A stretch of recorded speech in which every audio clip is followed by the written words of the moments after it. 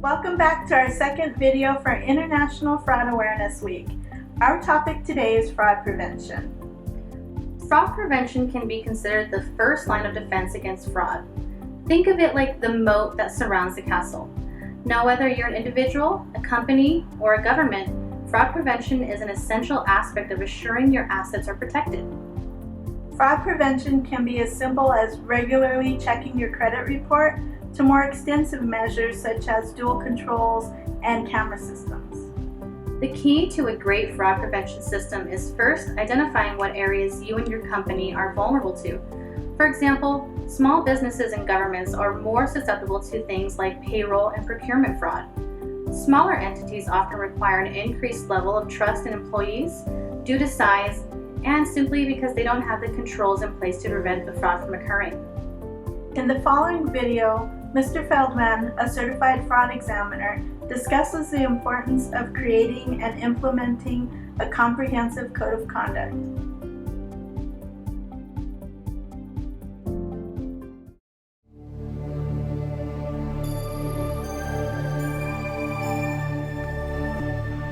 Your anti-fraud policy within a company is essentially your code of conduct. And the Employee Code of Business Ethics and Conduct should accomplish a couple of things. First, it needs to identify the values that the company stands for. Typically, a company will have integrity and accountability or transparency, or one of those values, or one or more, in their code. But then they also ought to have specific issues that the company is most vulnerable in.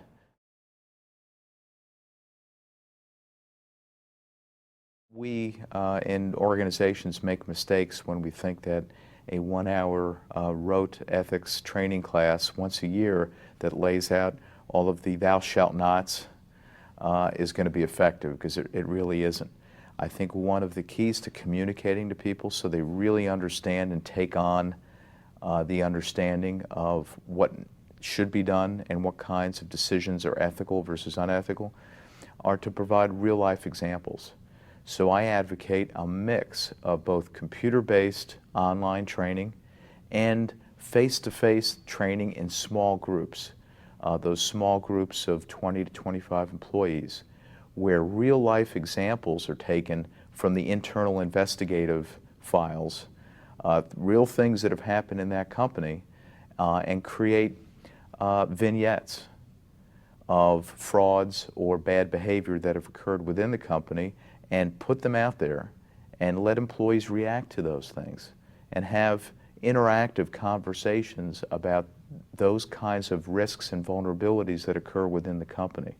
And you frame them in a way that people try to protect their company, because it's all about reputation and what I call reputational capital. Preserving that company's reputation should be a responsibility of every employee, from the boardroom to the mailroom.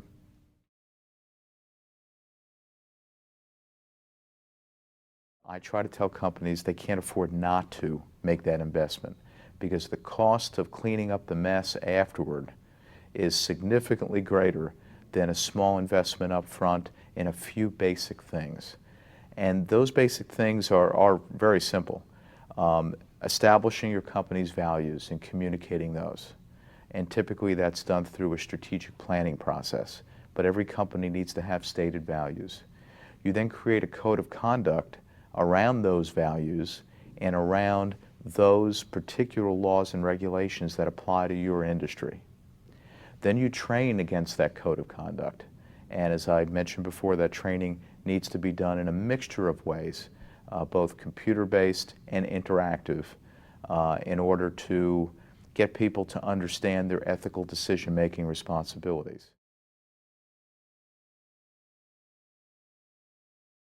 And then you need to have a program of rewards and sanctions, rewarding good ethical behavior and following through in dealing with employees that violate the code of conduct. And then you have to have some kind of an internal investigative capability. While not all companies can afford to have a full-time staff of certified fraud examiners and others on staff, they can bring in people from the outside when they need to. to make sure that they thoroughly investigate what has gone on within their companies. And then the feedback loop, learning from things that have happened, tightening up controls, and creating a better, more sound environment.